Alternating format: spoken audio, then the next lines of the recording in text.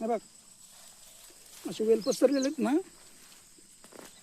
असे गोळा करायचे आणि अशी शेंगा काढायची अशा.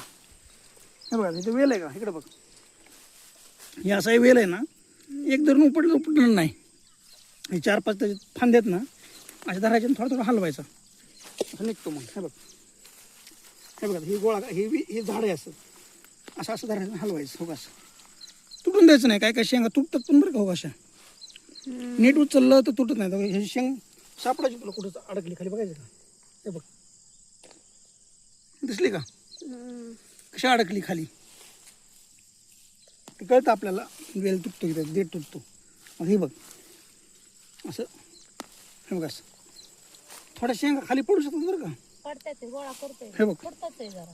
हे बघ, हे बघ कळतंय आपल्याला शेंग पडली की लगेच एखाद दिसते किंवा त्याचा देठ तुटलेला दिसतोय. हे बघ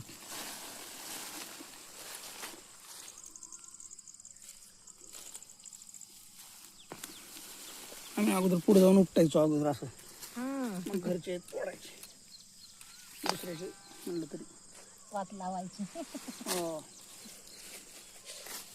हो बघ पुढं अडचण बघायची, असं एक झाड धरायचं, असं उपटायचं. हे बघ असं